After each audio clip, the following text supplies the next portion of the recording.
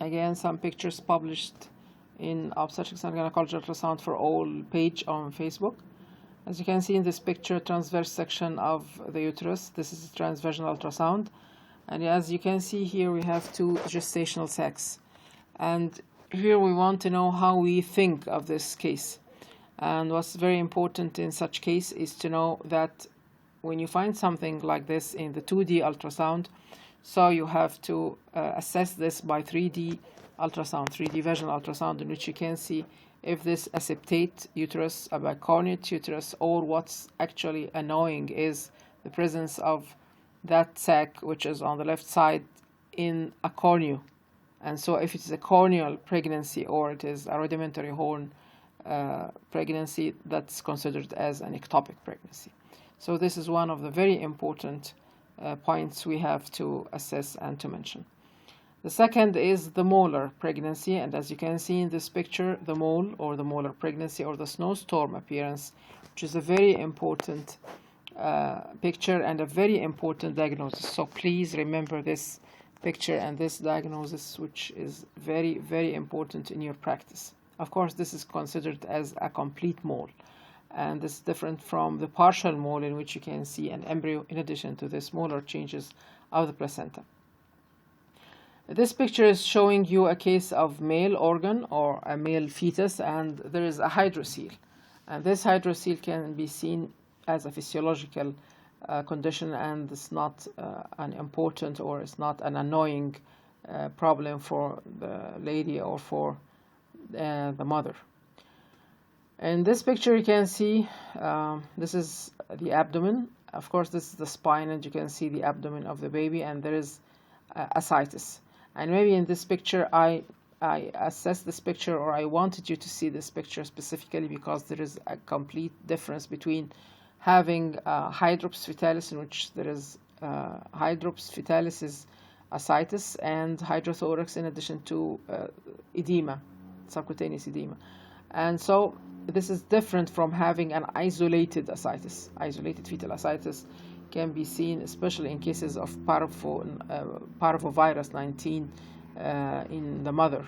This is an infection, parvovirus 19 infection in the mother. This is one of the most common causes for the ascites, for the isolated fetal ascitis, and that can be completely self-limiting and disappear after some time, maybe 2 weeks, and the baby is completely normal after this.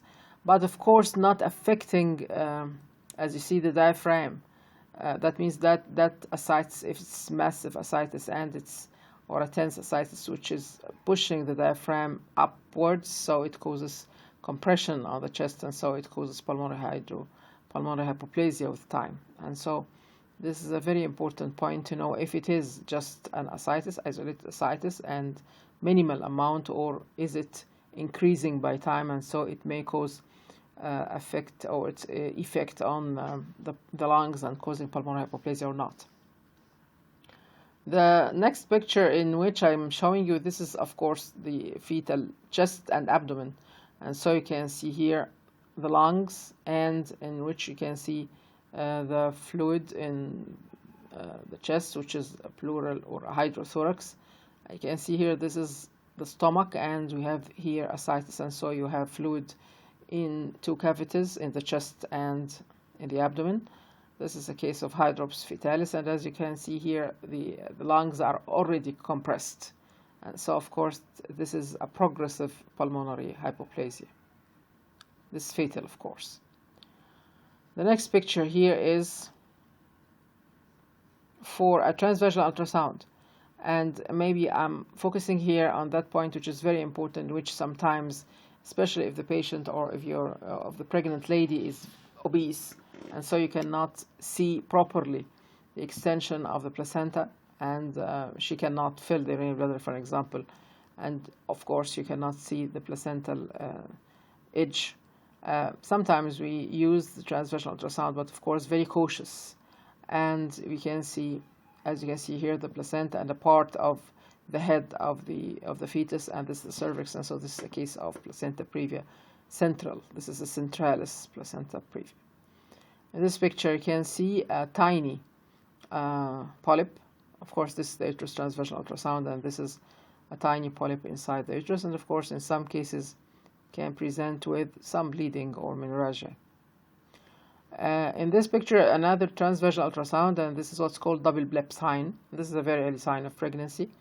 This is a normal sign, and just follow up and you'll find later the appearance of the pulsations of the embryo. And there is a very tiny separation, as you can see here, supracervical separation, very, very tiny. In this picture specifically, maybe I like to show you this picture because with some beginners of our colleagues, they consider it as an abnormality. And actually, this is not an abnormality. This case specifically was referred to me as a congenital anomaly. But of course not. This is just the occipital horns of the lateral ventricles. And sometimes when you see this picture, you think that this is abnormal. This is completely normal. Thank you very much.